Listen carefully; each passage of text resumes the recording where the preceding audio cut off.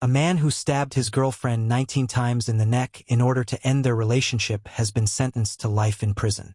Adam Wellahan, from Sidcup, was convicted on Wednesday of murdering Natalie Jarvis, 24, on October 3, 2012 by a jury at Maidstone Crown Court. He told the court he was acting in self-defense when he killed Ms. Jarvis in Swanley Village Road, Swanley, Kent. Wellahan, 23, was ordered to serve a minimum of 26 years in prison. The prosecution in the 4-week trial told the court Wellahan spent weeks plotting the murder. Ms. Jarvis's family said no sentence would be long enough. "We cannot get our beloved Natalie back," they said in a statement issued after the hearing. "Our hearts have been shattered and can never be mended. Our family has been horrifically ripped apart by the senseless, savage slaughter of the most loving sister and daughter anyone could ask for. Natalie was the most amazing person anyone could wish to meet. Her smile and laughter were infectious, and the love she had for life, and everyone in her life, was overwhelming." Wellahan's co-defendant in the trial, Thomas Fuller, 23, of Oakley Drive, Eltham, was cleared by the jury of murder. Kent police said Wellahan, of Rosebery Avenue, had driven to Swanley to meet Ms. Jarvis with Mr. Fuller in the boot of his car. After killing her, Wellahan returned to the car and told Mr. Fuller to drive away. Wellahan handed himself in at a police station 3.5 hours later. Ms. Jarvis was found at the side of the road bleeding from the head and neck and was declared dead at the scene. Det Insp Gavin Moss, of the Kent and Essex Serious Crime Directorate, said, "What has really struck me throughout the course of this investigation is the complete dignity the family have displayed, and I would like to publicly pay tribute to them and the strength that they have shown. A daughter and a sister was cruelly taken from them last October in such tragic circumstances. Yet they have assisted our investigation massively and helped us reach today's result. Natalie was a young, popular girl, with many happy years and experiences to look forward to with her family and friends. Adam Wellahan stole that from her. Wellahan is a young man, but will be spending the rest of his youth exactly where he deserves to be, in prison. He is expected to be sentenced at Maidstone Crown Court on Thursday." Speaking in 5 Stars Countdown to Murder, which airs tonight, Adele says, "I have to live with this rage, with not knowing why. She wanted me. I have to know what happened. She wanted me in the last moments of her life. She asked him, begged him. She said, 'I'm dying. Please ring my mom.' And he threw her phone away. I was the last thing on her mind. I would have done anything to be there to just hold her. To hold her. I could have helped her. I could have held her." A murdered McDonald's worker begged for her mother in her final moments but was unable to say goodbye because her callous killer threw away her phone, her heartbroken parents have revealed. Natalie Jarvis, 23, was stabbed 20 times by her on-off boyfriend Adam Wellahan in 2012, after the BT apprentice was encouraged to kill her by his friends in a sick dare. Now, in a candid interview, her parents Adele and Mark and her sister Gemma have revealed their heartbreak 8 years on from her death. Adele and Natalie are pictured. Wellahan, also 23, was a friend and on-off boyfriend of Natalie when in 2012 he tweeted about murdering her, saying, "It's all right to kill someone these days, isn't it? Think I might do that." The killer, egged on by his friends, also tweeted he had a murderous mind and bragged about his plans to kill Natalie in the days up to her murder. But he knew her family and always seemed non-threatening around them. She didn't put a label on it, but she wasn't seeing anybody else and they were in a sexual relationship, Adele told the 5-star program. They ate out and went to the cinema, doing everything a normal couple did. And the knowledge that her daughter died, begging to be with her mom, is one of the hardest things for her to bear. It broke my heart when I heard that because I know I was the last thing on her mind and she wanted me to help her," she says. "Wellahan denied me the chance to be with her. It hurts so much to think that I couldn't stop it. It was out of my control. I couldn't have helped her, but I could have held her." Dad Mark adds, "Natalie was the beating heart of this family. We now live in a constant void." Outgoing and bubbly, Natalie was a popular young woman with a close-knit, loving family. She was a bundle of energy, with more friends than you can shake a stick at, says Mark.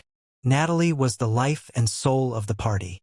Adele says she loved her job at McDonald's because of the social side of it, and adds, "She was always happy, always laughing and didn't take life seriously." The end of a long-term relationship in 2012 left her heartbroken, so when she started going on dates with Adam Wellahan that summer, her family were relieved. "I was happy for her because she had been in a very dark place," says Adele. This man had come into her life and appeared to be putting some happiness back into it. Although she told her mum Adam wasn't her boyfriend, the romance appeared to be heading that way. She didn't put a label on it, but she wasn't seeing anybody else and they were in a sexual relationship, says Adele. They ate out and went to the cinema, doing everything a normal couple did. She gave us no cause to believe there was anything wrong with the relationship. But while Wellahan was attentive to her face, he was increasingly derogatory about Natalie to his friends, mocking her size and calling her JC, a cruel reference to comedian James Corden. After a few months of dating, the jokes took a sinister twist. Wellahan said that Natalie told him she was pregnant, although the autopsy provided no evidence of this. His tweets and text messages began to mention murder. On July 23rd, he tweeted, "It's all right to kill someone these days, isn't it? I think I might do it." A week later he wrote, "I think I might do it." His three best friends responded by goading him on in a string of texts which got darker as the weeks went on. One pal's message urged him to stab her, and another one texted, on September 30th, "Killed anyone tonight?" Chillingly, he replied, "Only in my mind." While he continued to see Natalie and have sex with her, the sick joke sparked a real plan in Wellahan's head. At one point, 3 weeks before the murder, he texted pals to say, "I'm going to do JC tomorrow." His three friends didn't try to talk him out of it. On October 1st, 2012, he called Natalie and told her he was taking her to Burger King. But after driving around for several hours, Natalie seemed to panic and wrote on her Facebook page, "I've been kidnapped. Can someone come and rescue me?" But when Sister Gemma, who called Natalie her best friend, rang, she laughed it off as a joke. Wellahan later told pals the post had thwarted his sick plan, telling them, "I had the knife ready and everything." 2 days later, after coming home from an evening shift at work, Natalie took a call from Wellahan and bounced into her mum's room to say she was going out in the car with him. Then she cuddled Adele and left, still in her pajamas, with a "love you, mum." Unbeknown to Natalie, Wellahan's friend was hiding in the boot of his car when he collected her from home. After driving for a short while, Natalie noticed the boot's warning light was on and asked Wellahan to stop. But when they both got out, in a quiet country road, Wellahan grabbed a multi-tool with a knife from the car and stabbed Natalie 20 times in the neck.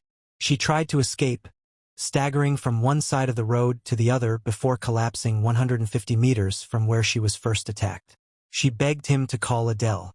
After throwing her phone as far as he could, Wellahan got back in the car, which had been turned around by his friend so that the vicious attack was caught in the headlights, and drove away. Although Natalie was found by passers-by a few minutes later, paramedics declared her dead at 11:30 p.m. "It was dark and raining that night," says Dad Mark.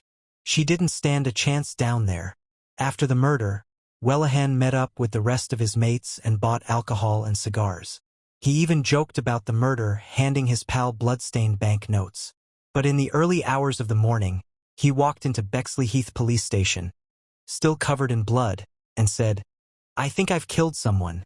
When Adele got up for work, at 6:20 a.m. the following day, she discovered Natalie hadn't come home.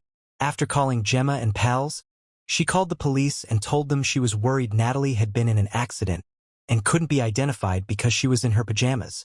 An hour later, a policeman turned up and told them, "We believe we've found your daughter's body." "Worst moment of my life," says Mark. "It just knocked the stuffing right out of me." Adele initially reacted with fury. "I screamed at him, 'How dare you come into my house and tell me my daughter's dead?' We didn't believe it. We didn't want to believe it. We were numb, praying it wasn't her." The heartbroken parents had to wait for 2 days before they could identify the body, a process that haunts them both today. "My brother-in-law says he will never forget my scream," says Adele. "We weren't allowed to touch her. We had to look at her through glass. But in the end, they let us in the room because we were so distraught and we were only allowed to kiss her face. I've always fought for my family, but I just couldn't do anything. I've never felt so worthless in all my life. Mark Jarvis. Mark adds, the pain was off the scale.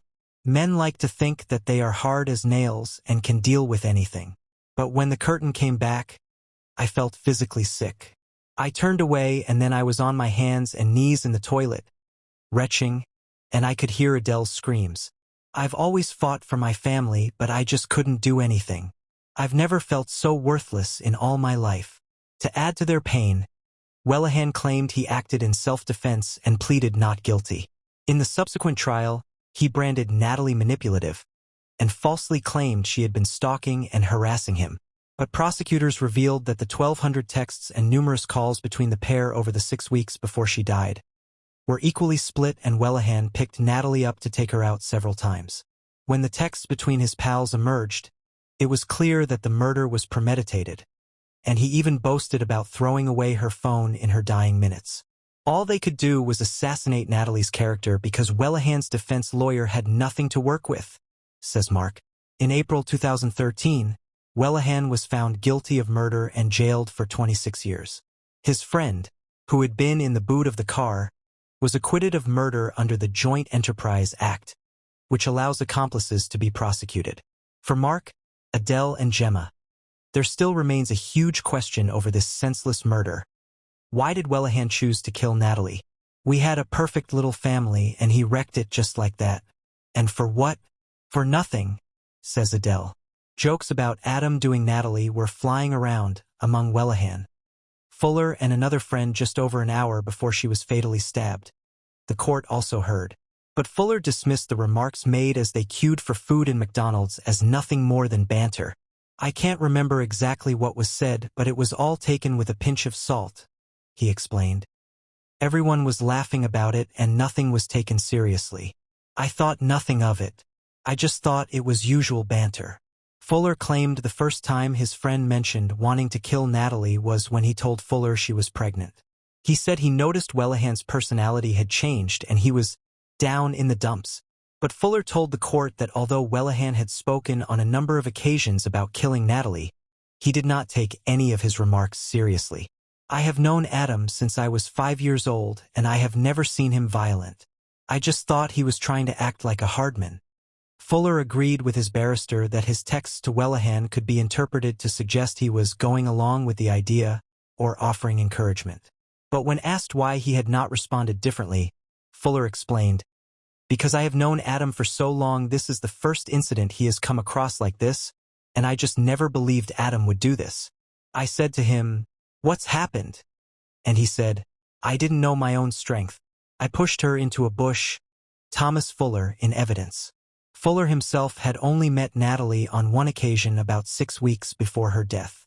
He told the court he could not recall whether he or Wellahan gave Natalie the nickname JC in reference to actor James Corden, but admitted he didn't feel proud about the way he spoke about her in text messages. Fuller also sent BlackBerry messages to another friend, Bridie McCann, while he was still in the car boot. They included one in which he stated, "He's done it. He's F*** and done it." Asked by Mr. Higgs what he meant by the word "it," Fuller explained to the jury, "Stabbing Natalie, killing Natalie." Fuller also told the jury that Wellahan told another friend he had slit Natalie's throat within minutes of the stabbing. The pair met up with Matthew Woods in Sidcup after leaving the alleged murder scene. "I was shocked to hear what he had said, that he had slit Natalie's throat. Matt was just calm and it didn't seem to register with him. He didn't react to it." Asked how he himself reacted to Wellahan's remark, Fuller continued, "Because of the way Matt had reacted, I didn't know whether to believe it or not. Deep down I think I knew it had happened, but the way Matt was reacting it didn't seem true. Adam was just quiet. He wasn't behaving strangely, he was just really quiet. If you asked him a question, it would just be a one-word answer."